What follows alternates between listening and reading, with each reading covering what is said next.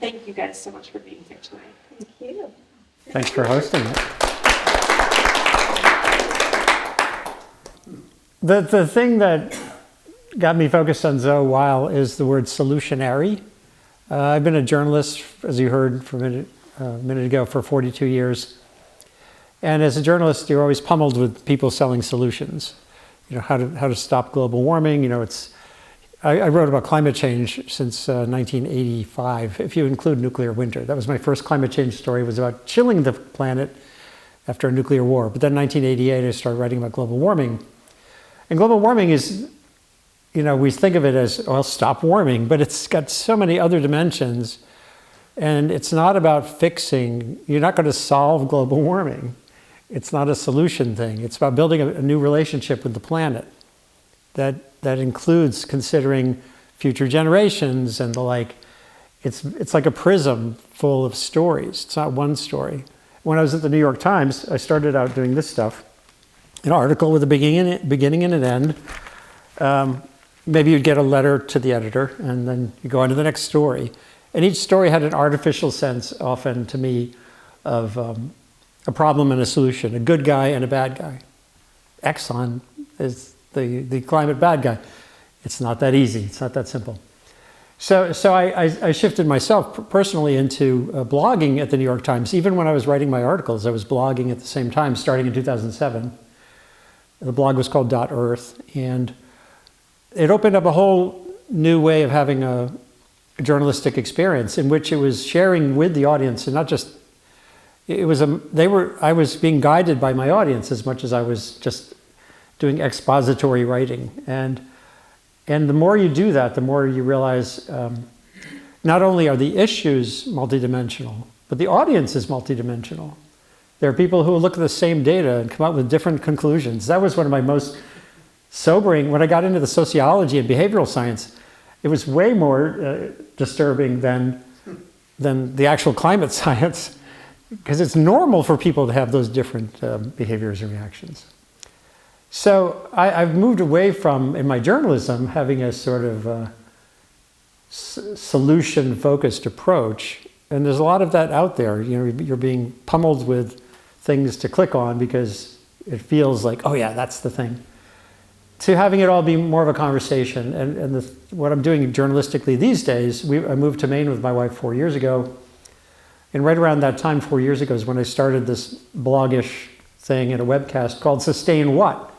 So my project now is a question. It's not sustainability, it's sustain what, for whom, how. And when you start answering those questions, you're on a path. And we got up here, we used to drive by the Institute for Humane Education. My wife was a sustainability educator, and we see the sign, you know, I think, oh, now we're here. And then we met Zoe, and lo and behold, she comes out with a book which encapsulates the humane education process, which is very much like what I think of as my journalistic process now. It's exploratory, it's iterative, it's more about how do you shape the characteristics of a society or a society and its technologies in order to get a better outcome than these simple binary approaches. And so we're going to hear a lot about the solutionary path to progress. And all of this feels kind of overwhelming right now because, I mean, just today, my mother-in-law called me in the middle of the afternoon. I was getting ready to go out the door. And she said, Andy, are you watching? I said, she's 93. She lives in Winter Harbor. She says, are you watching? I said, what? Watching him. She said, are you watching him? And her soap operas were being preempted by Trump rambling on TV for an hour about his accomplishments. And you know, I just spent the last week writing 3 different pieces about Greenland and Trump. And how's that going to play out? And we're all overwhelmed. And now we have ice coming to Maine. And so it's very hard even to think, well, how do these principles or ideas relate to a world that turbulent and that with so many layers of trouble? And we're going to explore that tonight. So Zoe Weil, it's great to be with you again. We did this a year or two ago at College of the Atlantic, but then it didn't have this atmosphere around it of being quite so so extraordinarily turbulent and troubling as it is right now? I have to say, I give talks a lot, and I've been public speaking for decades. And I felt more, not anxious, but adrift, thinking about speaking to you all tonight than I ever have in 40 years of doing this. And it's because, and I actually went back to look at my book, reacquaint myself with my own ideas. And I was struck by, this book came out in 2024, and I was struck by the hope and optimism in the book and what I'm feeling right now. And I thought, how am I going to offer anything tonight? So that is the honest truth. And in case you're feeling some of what I'm feeling, I thought maybe I would just name that we may be in a room right now with a lot of people who are feeling less optimistic than usual. I tend to be an optimistic person, who may be feeling anxiety, horror, confusion, frustration, sadness, helplessness, hopelessness, all of these really difficult emotions to be feeling. And I'm not going to ask you to raise your hands if you're feeling them, but if you are, I'm going to invite you for just a moment to close your eyes and take some deep breaths and just settle your nervous system. And know that you are in a room right now with other people who came out on a frigid night because they care. That this is a room of people who have a variety of beautiful, wonderful, nourishing, necessary qualities.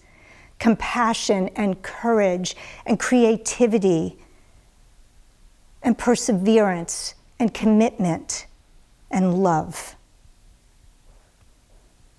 And that in this room are people who are community builders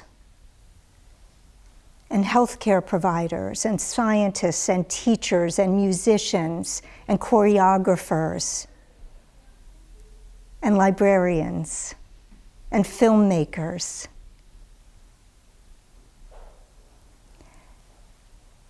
And when we remember that we are surrounded by good people who care,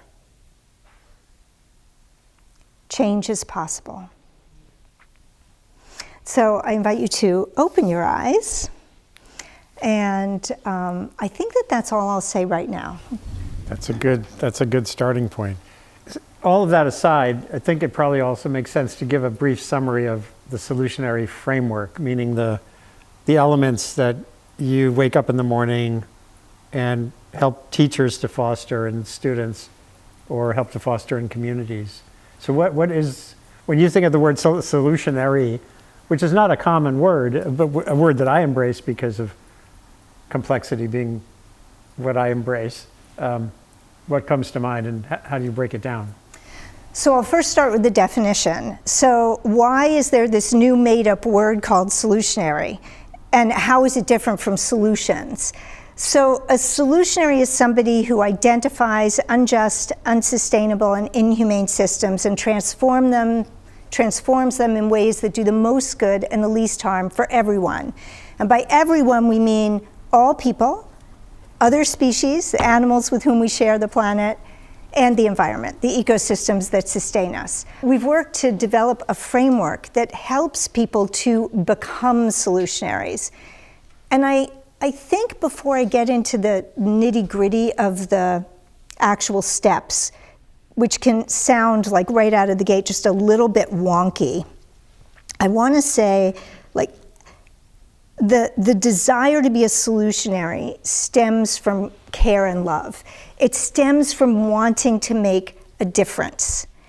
And so It's not the same as a humanitarian, even though humanitarians and solutionaries are both necessary. So a humanitarian will try to alleviate suffering and harm where it occurs. A solutionary is looking at the root and systemic causes of that harm so that it doesn't persist. So we need both humanitarians and solutionaries. That's one of the differences. And the reason that there's this word is because embedded in this word is this ethical principle to do the most good and the least harm to everyone. So somebody can solve the problem of blowing up a mountaintop for coal removal, but they're not a solutionary. Somebody can dam a river, and they're not a solutionary. They might be a problem solver and being able to figure that out, but they're not a solutionary because of that ethical imperative to do the most good and the least harm. So I know you asked about the framework. No, this is good. Okay. Keep it rolling. So if you're thinking, yeah, that sounds good, I want to be one of them, solutionary sounds like a great thing to be, there are some questions to ask yourself. And the first question is, what problems do I want to solve? What difference do I actually want to make? The next question to ask is, what am I good at? And then the next question to ask is, what do I love to do? Because if you can find the place where the answers to those three questions meet, you are on a path to making a difference while doing what you love that you're good at. And really, like, life doesn't get much better than that, because that creates so much joy and meaning. And I am going to circle back to the framework, but I want to take a pause there. And I also want to say that I want to get back to a question that might be on your mind, which is, yeah, but what about right now? What about right now? There's not enough time for me to sort of think of all of those things in this sort of fantastical world where I get to do what I want and what I love in service of what I want to solve, when there's crisis after crisis every hour of every day. So I want to get back to that, but I want to take a pause in case, Andy, you have anything to say about what I've just said. Yeah, but what you just said is really important. As we just started the evening with the idea that right now is really screwed up. Maybe talk a little bit more about what you've experienced over the years in these different components of the matrix. You said there are people who are, it's like EMTs going out to stop the bleeding, and then public health physicians who are really about statistical health. How do we make us all healthier? Despite what a former friend of mine, Robert Kennedy Jr., is trying to do to the health system. So it's useful because you're kind of helping people delineate this solutionary thing is really a high-level systems approach to addressing problems, not necessarily solving them. So it's part of the big picture. It is, and again, it's not an either or, right? No. So we still need humanitarians, and it makes me think of this this little fable that I want to read to you because it's pertinent to what you just asked, and it's called The Fifth Monk. Once upon a time, there were 4 monks who, seeking enlightenment, sat on a riverbank meditating on world peace. Years passed in quiet contemplation. One day, a basket floated down the river with a crying baby inside. The monks waded into the river and rescued the baby. Soon, more baskets and babies appeared, and the monks were frantic with activity. Suddenly, 3 of the monks walked away, leaving a single monk to her rescue efforts. Months later, the flow of babies stopped, and the second monk returned. He explained that he'd walked upstream to a village where, due to overpopulation and famine, the babies were being let go in baskets on the river. There he had established an orphanage to care for the orphaned babies. Happily, the problem appeared solved, and the 2 monks returned to meditation. But soon thereafter, the orphanage became overcrowded and the crisis recommenced. Years later, the problem mysteriously stopped again and the third monk returned. He explained that in an effort to get at the deeper causes of overpopulation, he'd gone further upstream and established a successful family planning program. Convinced that the problem was now solved for good, the 3 monks returned to meditation. Unfortunately, a few years later, a downturn in the economy and a new trend in government resulted in termination of the family planning program, and the crisis resumed. Many years later, after much tumult and upset and little meditation on the part of the monks, the problem once again mysteriously stopped, and the 4th monk returned. She explained that overpopulation was just one of a complex set of interrelated issues. She'd worked to bring together those involved with all the issues into a single social and political movement for change.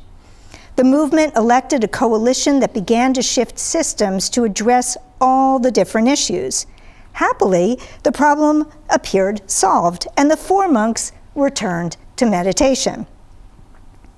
Tragically, 4 years later, the coalition ran amok of party politics and was voted from office by a new coalition that cut funding and upended the systems. The baby crisis returned and seemed worse than ever. In deep despair, the monks realized that they needed to transform themselves and their society in some very fundamental way, like a caterpillar changing into a butterfly. With little idea of how to begin, the monks invited groups of leaders to sit with them in contemplation and dialogue. Over time, a special type of relationship, spirit, and collective wisdom emerged within and among the groups that they began to call the 5th monk. The groups began to catch glimpses of the butterfly within themselves and society. These images began to form a new story about who they were and how they were to live together in new types of compassionate communities. Simultaneously, new processes of healing and reconciliation emerged that helped them let go of old wounds and patterns. This catalyzed a new spirit of wise action, deep systemic and creative thinking, and hope that step by step and year by year helped build a fundamentally different society where the once inevitable and recurring problems of the past faded away. The 4 monks, now very old and gray, sat again by the river in quiet contemplation. Wow. That's a cool story. What's the origin of this? So I just read this this past week, and I was deeply moved by it, and also so aware that we need all of us. We need the humanitarians.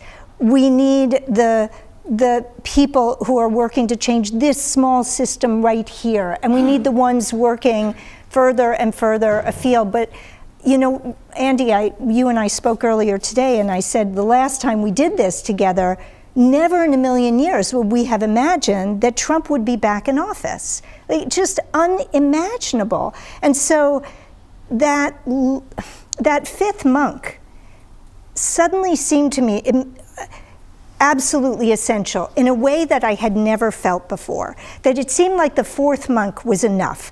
Just change the systems. But now I am so acutely aware of how much we need to do the inner work for the outer work to last. And I think I'll pause there. Well, I'm sure there's going to be questions about some of these things, and we're going to reserve plenty of time for that. The inner work reminds me of, there's several things here are valuable. First of all, you know, when you're in a newspaper or if you're in a community, it's pretty rare for you to go to the 4th monk. You're always just drawing the circle. Your city council or your editor, or you're looking at the problem of today, as you were saying earlier. And sometimes it almost feels, some would say it's indulgent to even think about the big picture. What do you say when that comes up? It's almost like you orchestrated that question for the thing I wanted to say next. But we did not plan that. Yeah. So I had the opportunity to be in India a year ago. In fact, today was the day I flew home a year ago. And there were 40 of us who were gathered with 40 volunteers supporting this 10-day experience that was meant to help us bring Gandhian principles to today's world. And one of the stories that I learned, and I read Gandhi's autobiography, and Gandhi's been sort of a role model for me, as he is for so many people, for a really long time, but I didn't remember this story. And so I was reminded of this story a year ago. And that is that before the Salt March, where Gandhi and 78 people set out from his ashram to walk to the sea to gather salt in an act of civil disobedience that was going to wind up, having them face jail and violence and really the upheaval of the country. Before that Salt March, he and those 78 people spent 15 years preparing. 15 years of deep inner work and meditation, preparing. And we don't have 15 years. So what do we do? What do we do? This feels like the question of our time. How do we do that inner work simultaneously with the outer work? Because we do not have 15 years. And we cannot let the inner work be a self-indulgence where we step away and we stop. And one of the quotes that I want to read from Gandhi is really, really helpful for me, and I've been trying desperately to practice this. So Gandhi said, "I hold myself incapable of hating any being on earth. By a long course of prayerful discipline, I have ceased for over 40 years to hate anybody." Now I'm just going to pause there because I'm trying really hard on a daily basis not to feel hate. I know this is a big claim, he goes on to say. Nevertheless, I make it in all humility, but I can and do hate evil wherever it exists. I hate the systems of government that the British people have set up in India. I hate the ruthless exploitation of India, even as I hate from the bottom of my heart the hideous system of untouchability for which millions of Hindus have made themselves responsible. But I do not hate the domineering Englishmen as I refuse to hate the domineering Hindus. I seek to reform them in all the loving ways that are open to me. My non-cooperation has its roots not in hatred, but in love. Not in hatred, but in love. That is such a tall order. In love. Can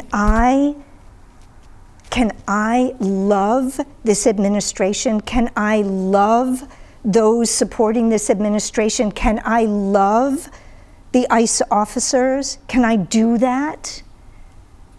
That feels to me like the challenge, but it's not saying don't be angry, because he goes on to say, I have learned through bitter experience the one supreme lesson to conserve my anger as heat conserved is transmuted into energy.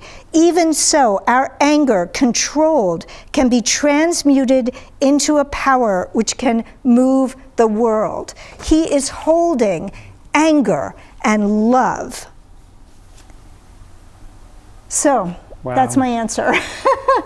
That's remarkable. And I hadn't studied Gandhi to that extent at all. But you're bringing to mind, there are some pragmatic practices that emerge from this, and maybe we'll get into the pragmatic stuff. As a journalist, on something like climate change, it became really hard to be objective about the keeping track of the realities of the data. It became kind of a tribal beat. You know, you're a global warming reporter, therefore you must think Al Gore is great and Greta has all the solutions. And if I did that, I'd be failing terribly, because on the trade-off front, you know, ample energy, which comes mostly still from fossil fuels all around the world, transforms lives. It makes people's lives fundamentally better. And the poorer you are, the more a little bit of good energy, like for cooking your food, instead of cooking on firewood, cooking on a propane stove, like I saw in India when I was reporting there on clean cooking. That's a great solution. Fossil fuel, liquefied petroleum gas, which comes from oil and gas drilling, is it's actually a good climate solution. Not only is it saving lives of women who spend most of their days in these smoky huts, it actually produces less greenhouse gases than burning wood to cook your meals.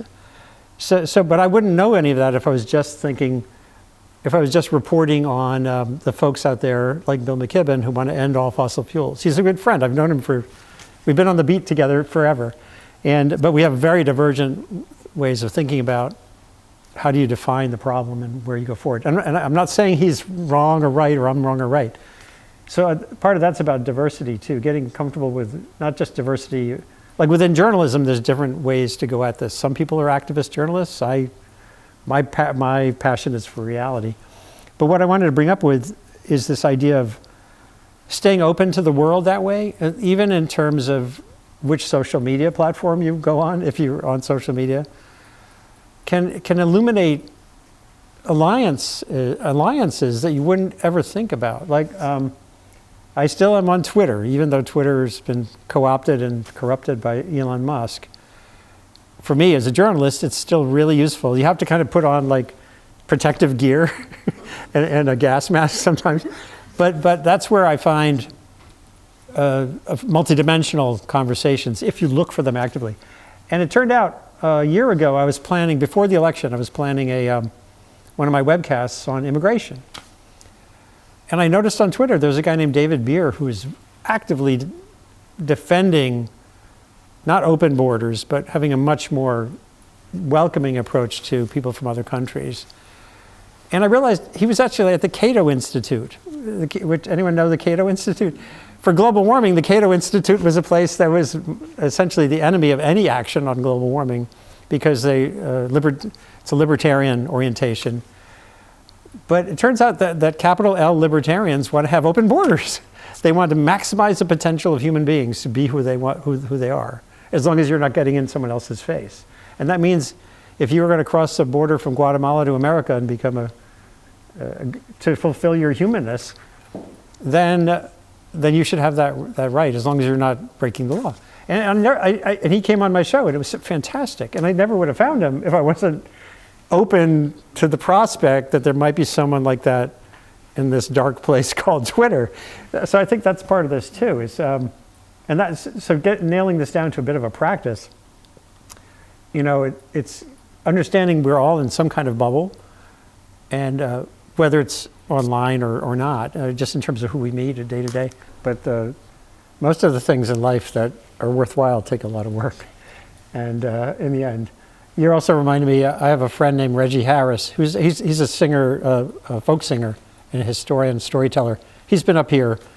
One of the Rob Shetterly portraits of Americans who tell the truth is of Reggie. And he was on my show one time during the pandemic, not long after Black Lives Matter, George Floyd catastrophe erupted. And we were talking, I can't remember what we were talking about, but he described a scene that happened in upstate New York. I was living in the Hudson Valley then. He's black and very much an activist related to justice issues. And he was on, there were two simultaneous demonstrations on a town green in Cobleskill, New York. One was MAGA and one was BLM. And he was at the BLM rally. And he and a guy with sort of a biker kind of a disposition got into a bit of a heated argument. And Reggie, this gets to the idea of inner work. Reggie was realizing he was losing it. They were really face to face. They were, their blood was up. There were people kind of cheering on the other guy. And Reggie describes taking a breath and stepping back and just saying, "Hi, my name is Reggie, what's yours?" And the guy said, "Joe."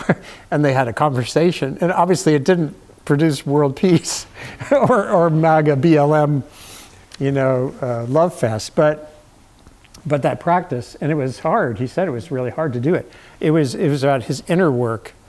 It wasn't trying to convince the other guy of something, or he's not going to beat him in an argument. But at least they had that momentary way of diffusing that point. And maybe this could be a good time to get into some of the practical possibilities. Yeah. We could talk more about other examples. You're vegan, and there are hunters in your life too. Right. But what are some of the practical steps you can list for people? This is a perfect time to just sort of lay out what the solutionary framework looks like. So it's a 4-phase framework, and the first step is to identify the problem you want to solve. Simple as that. The second phase is to investigate it thoroughly, and that means thoroughly. Often we think we understand the problem, and because we've read or listened to just one portion. But understanding it thoroughly means talking to a range of stakeholders, including the stakeholders who disagree with you, and really diving deep into that investigation so you understand the causes of that problem and the impacts on everyone. Again, people, animals, and the environment. The next phase is to innovate your solution. And it doesn't mean that you have to be the most creative innovator in the world. You could find a solution happening somewhere else and you bring it into your context. But you're trying to solve that problem, and you're trying to solve it at the root and or systemic causal level, like the fourth monk. And then the last phase is to implement. So there are 4 I's. I'll just go through them again. Identify, investigate, innovate, implement. You want to do something in the end, right? So you want that's the action piece. And all of this is in my book, by the way, which is like my subtle way of trying to sell my book. And it describes these processes in more detail. There's steps along the way. And can I propose a 5th? Yes, please. Iterate. Yes. Well, that's part of the 4th phase. So when you get to implement, you do have the iterate in that step. So learn and adjust. And realize if it's not working right, maybe you have to shave off this corner. Yeah. And I've come across that many times. I used to be at National Geographic Society. I'm still on a committee there. And there was a point when there was a new president had come into the society is the nonprofit thing, not the Nat Geo TV. And they were trying to figure out how to sort of reconceive their mission. And one of the mission statements they came up with is to pursue a planet in balance. And this gets to the end of your story was a monk sitting by the lake. And there's this, I think we have a faux sense often of an outcome that's a stable state. We're going to achieve sustainability. But to me, it's more like you can be in balance and be doing hot yoga. That's exhausting. And you're sweating, but you're in balance. And I think, when I think about the path ahead, especially even if we didn't have the hyper-crisis, poly-crisis we're in now, getting more comfortable with the work always being there because of the iteration, the fact that things are changing. Change is changing on every level, ecology, climate, society. We're getting older as a society. Other countries are imploding. Some countries are still exploding. So having a comfortable sense of that it's a practice that's the practice of your whole life. It's not like we're going to win and have a party. So I wanted to open up for an initial round of questions from any of you because we have a limited amount of time and I can ask questions forever. So is anyone aching with a question right now? If not, I keep going. So, who are some historical figures who were solutionaries without knowing it? Who are some historical figures who are solutionaries without knowing it? That's actually a great question. Yeah, because the word nobody had coined it yet. And by the way, I didn't coin it. Like, solutionaries have been with us since the dawn of time. Like, anybody who was not myopic in whatever they were trying to solve and was looking at the potential unintended negative consequences. Now, you could be partially solutionary, right? Like, if you think about our Declaration of Independence or our Constitution, well, it had lots of solutionary components, except that it made black people 3/5 of a human being, and women had no rights. Like, so I don't think anything that I have ever thought or written or said 100 years from now will stand up to scrutiny. There will be so many problems with it, right? But hopefully people will say, oh, she was a solutionary for her time. She tried to do this thinking. And I think that people have been doing this forever, and we're just not perfect. Yeah. Well, I think the founding fathers, a more perfect union, it has directionality to it. The amendments, the capacity of having amendments, the plasticity in the Constitution, which is being terribly abused now by Trump. But I think, again, given their times with all their flaws, I think they designed a system that had directionality more than a firm monarchical kind of, however you say that, monarchy-style perfect system. Yeah. I think one of the things that I struggle with is like, kind of along those lines, is that if you have this solutionary idea that benefits the most people and does the least harm, how do you explain that to somebody who is being harmed, even though they may be in the very small minority? Yeah. That this is great for everybody, unfortunately not for you. And I think that's such a different, because there's always some downside, but where's the tipping point? Right, that's a great question. And it also gets at the most good least harm as a principle is a utilitarian principle. And it's not a rights principle. And so it is one of the great challenges.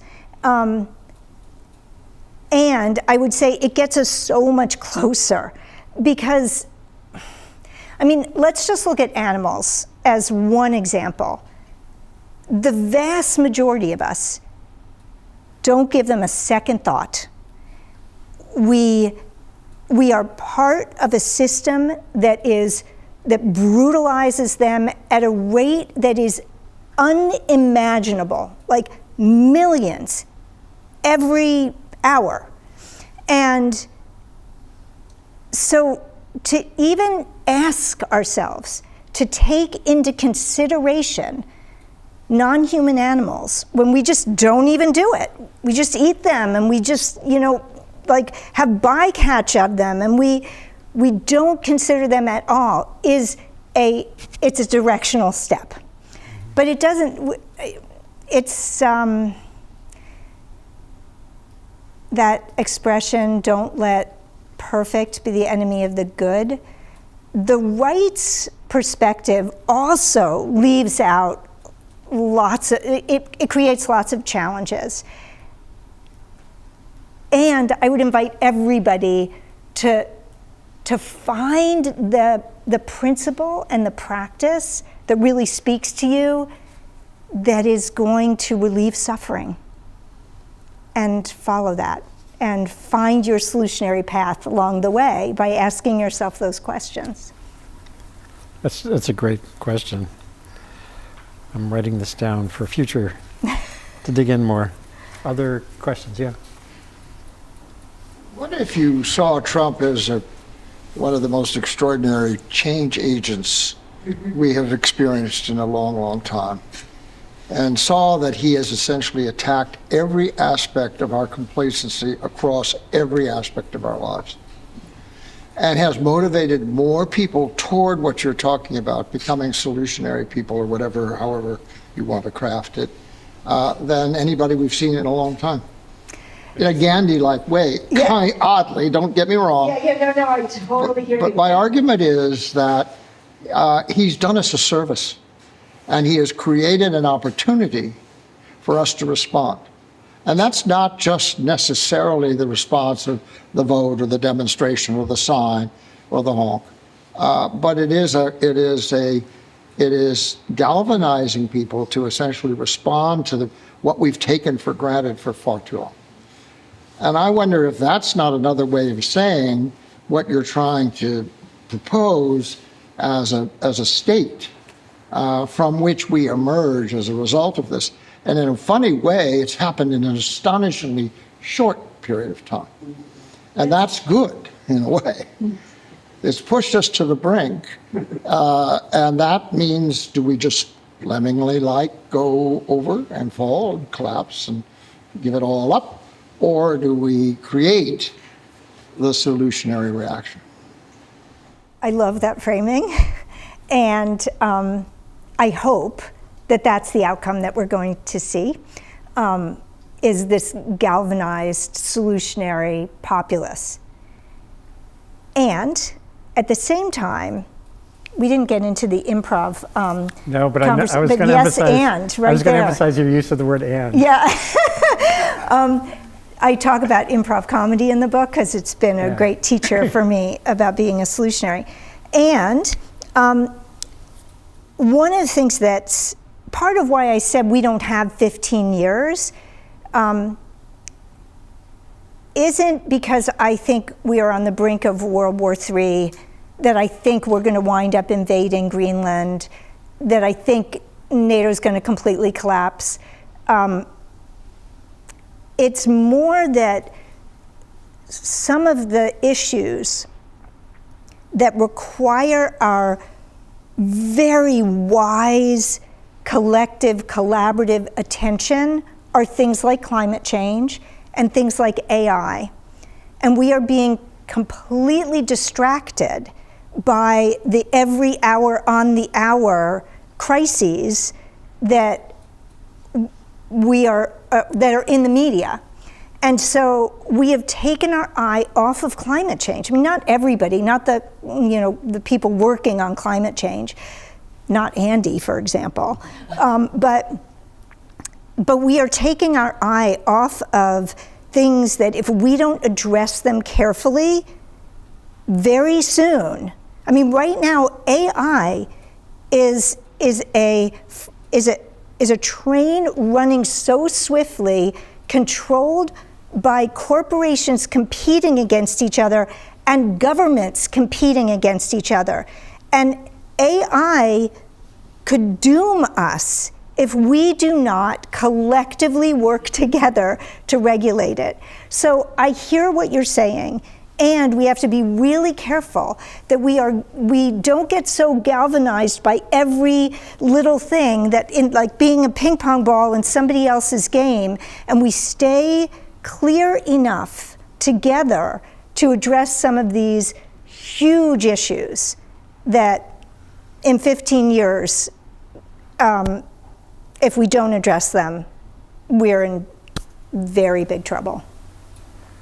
And that's all interlinked, because some of the policies Trump is pursuing are keeping the tethers off of that industry. Right. Although the Democrats too, there's sort of an industrial complex there, just like there is the military industrial complex. The information industrial complex is the most powerful entity on the planet right now. And it's got its own power. And that question also is about stress tests. I mean, Trump has been the ultimate stress test for our form of democracy. He is still, it's unfolding. And it's good to know where those vulnerabilities are. We all skated forward with this presumption. For me, what's happened in recent months has crystallized how much of what we think of as the Constitution or democracy is written down. It's about norms and motivations for making the world better. And when those are not there, when the goal of someone who is in power is basically breaking everything just for the sake of doing that, or for whatever reasons are in his head, that's a real wake-up call for us to try to understand that system at the very top going down. And when, on my blog historically I wrote most about climate and other sustainability issues, but I've been doing a lot of webcasts on authoritarian, how do you recognize authoritarianism, and then what knobs are there to sort of go in the other direction. And there are people who study this, and I've been as focused on that as I am on climate or the environment, because we're not going to get the environmental issues correct if we don't address these bigger issues. So if there's any last question or two, we still have time. Yeah. Yeah, I was just curious what kind of conversations you are having or would like to have with teachers and educators at the elementary school level specifically about who would like to use this framework in their classroom. I feel like I don't even know you, and I feel like you were a plant in the audience. Are you a teacher? This is literally what the Institute for Humane Education does. So now I get to tell you about the Institute for Humane Education. Thank you so much for that question. So this framework, the Solutionary Framework, was last year named one of the most impactful and scalable educational innovations in the world. We are currently in 66 countries. We've trained teachers in 66 countries. We have a deep presence in Maine. We've trained hundreds of teachers in Maine to use the Solutionary Framework. And so we're doing all this at the K-12 level, and I have one of my books, which I brought, is called The World Becomes What We Teach, Educating a Generation of Solutionaries, and it's all about that, and that's here too. And we also have a graduate program. We happen to have the director of our graduate program sitting in the audience, in case you want to talk to her. And so we are working with teachers who work with our youngest students, and we are training the leaders of humane education. And humane education explores the interconnections between human rights and animal protection and environmental ethics.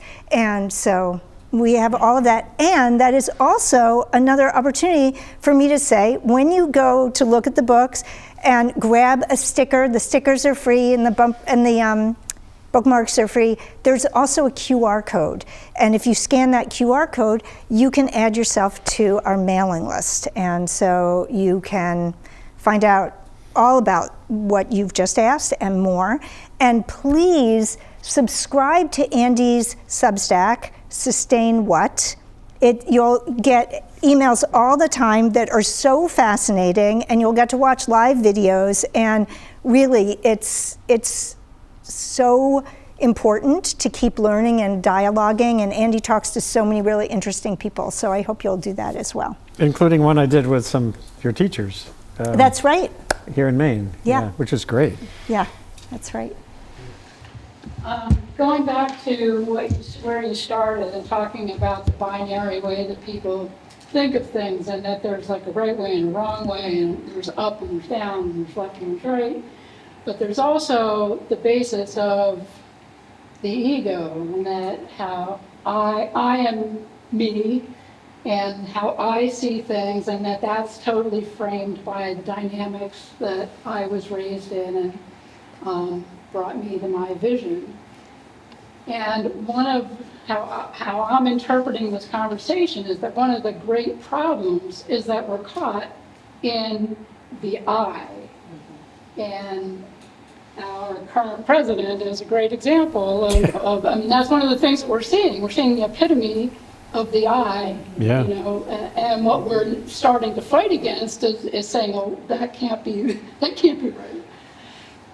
But MOGO, most good for most people, is breaking out of that concept of the I and recognizing at a spiritual level that we are all in it together.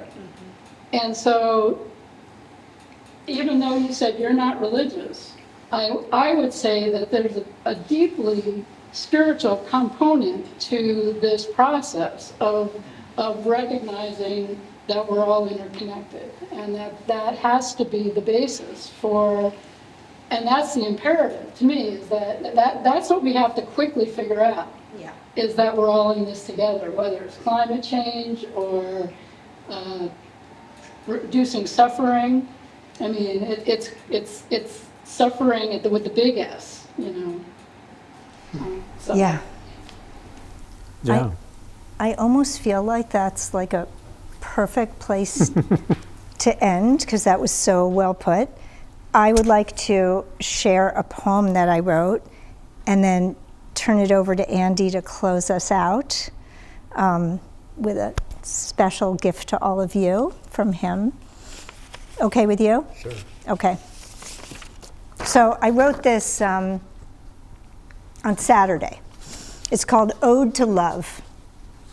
For almost all of our existence, we rose with our kin, foraged and wandered and bickered and forgave and circled back into the warmth of belonging because our claws were puny, our teeth tiny remnants of fangs, our bodies vulnerable in a hungry world where we were both prey and predators, and we combined our care with cunning and told stories and then sculpted those stories into reality, imagining gods in burning chariots crossing the sky, and then it's we crossing the spinning planet in the span of a night's dream, imagining omniscient deities, both merciful and merciless, and then it's we forging machine gods with the same paradox etched into silicon rather than DNA. We, their architects, who may soon be their wards. And in the midst of a future that could ignite or implode, there are circles, forming circles, spiraling across continents, across seas, zooming across circuits, ready to greet every being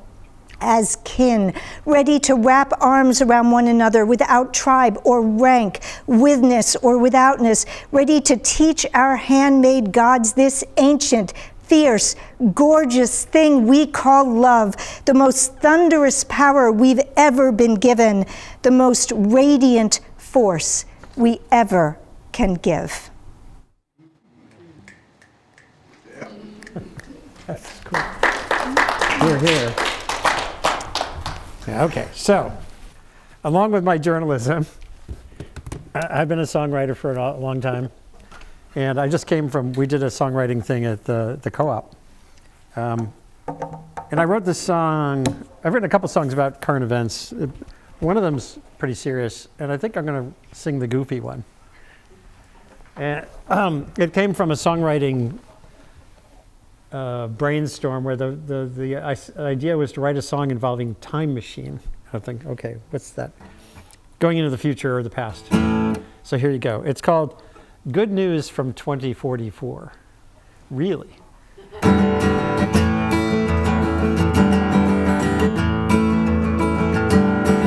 Don't know how I got here 2044. Somehow the world avoided nuclear war. Somehow the climate didn't go to hell. Somehow the Constitution never fell. Candidates for president are on the stump. Sasha Obama and Barron Trump. But that's not the weirdest thing I have to relate. They're both kind of sane and talking pretty straight. That change didn't happen on its own. Sun let out a flare and all her circuits were blown. AI fried, satellites died, people had to live without a telephone. Don't know how it got here 2044. Somehow the world avoided nuclear war. Somehow the climate didn't go to hell. Somehow the Constitution never fell. Of course that is a dream. The sun won't set us straight. It'll take a lot of work to really make this country great again. So join yourself a club or a PTA. Even run for office if you feel that way. Find yourself a goal that suits your skills and heart. That's how we'll take back the power from the oligarchs. I said find yourself a goal that suits your skills and heart. That's how we'll take back the power from the oligarchs. Don't know how it got here 2044. Somehow the world avoided nuclear war. Somehow the climate didn't go to hell. Somehow the Constitution never fell.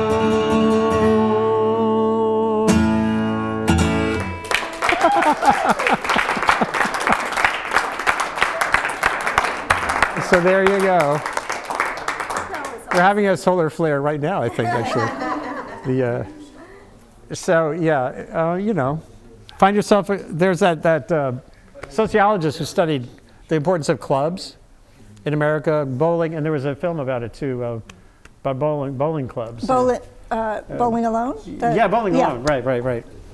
And we're getting more isolated. So getting out there, crossing borders, talking to people, turning your anger into heat. Constructive heat sounds great. Yeah. This is great. Thank you. Thank you, Andy. Thank you all having me. for coming Thank you so all. much.